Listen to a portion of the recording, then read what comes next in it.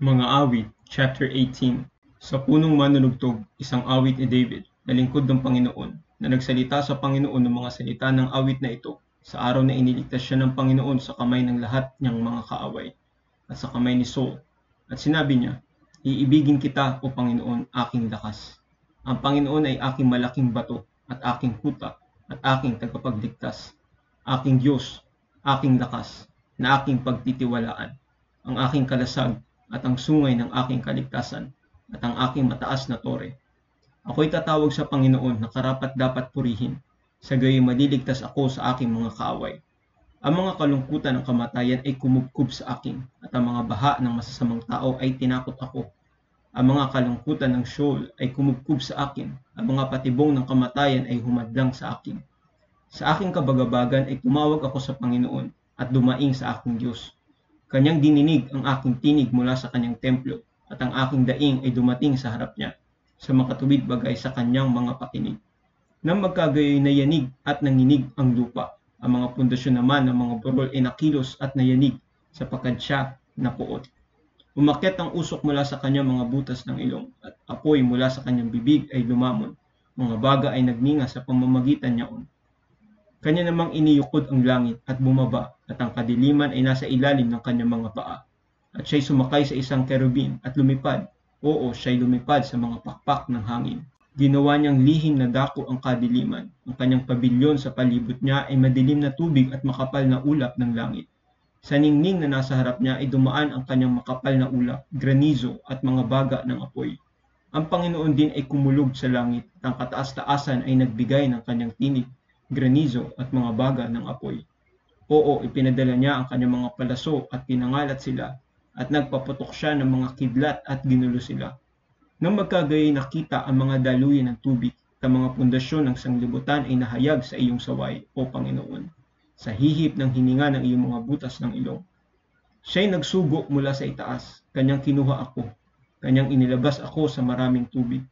Iniligtas niya ako sa aking malakas na kaaway, at sa mga napupuot sa akin, sapagkat sila'y masyadong malakas para sa akin. Kanilang pinigilan ako sa araw ng aking kasakunaan, ngunit ang Panginoon ang aking kanlungan. Dinala din niya ako sa isang malawak na dako.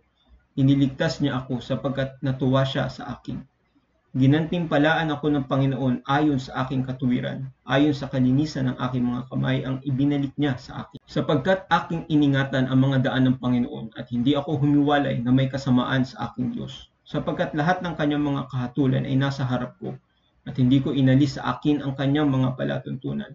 Ako rin ay matuwid sa harap niya at iningatan ko ang aking sarili sa aking kasamaan. Kaya't ginantimpalaan ako ng Panginoon ayon sa aking katuwiran, ayon sa kalinisan ng aking mga kamay sa kanyang paningin. Sa mahabagin ay magpapakita ka ng iyong sarili na mahabagin. Sa matuwid na tao ay magpapakita kang matuwid. Sa malinis ay ipakikita mong dalisay ang iyong sarili, at sa suwail ikaw ay magpapakita ng iyong sarili na suwail.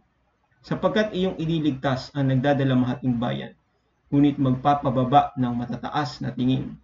Sapagkat iyong sisindihan ang aking kandila, liliwanagan ng Panginoon kong Diyos ang aking kadiliman. Sapagkat sa pamamagitan mo ay tumakbo ako sa isang pulutong, sa pamamagitan ng aking Diyos ay lumukso ako sa ibabaw ng isang pader.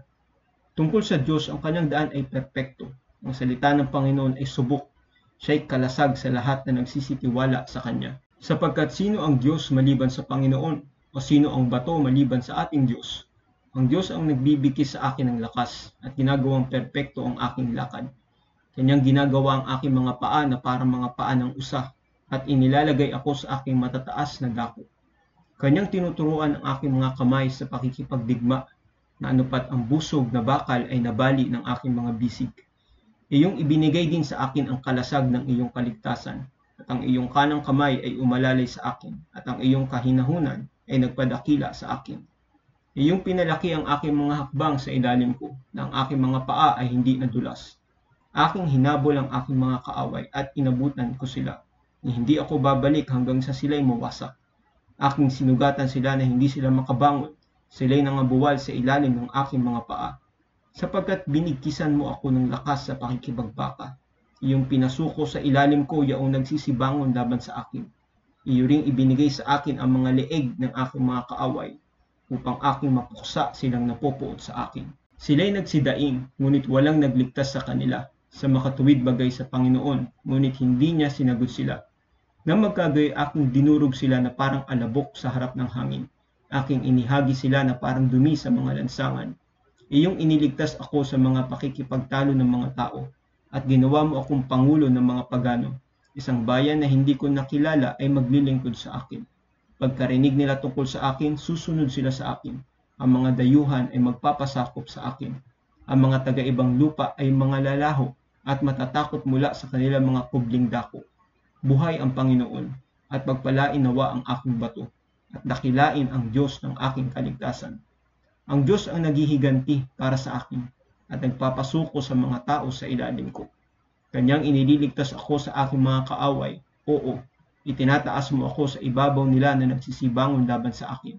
Iyong iniligtas ako sa taong marahas.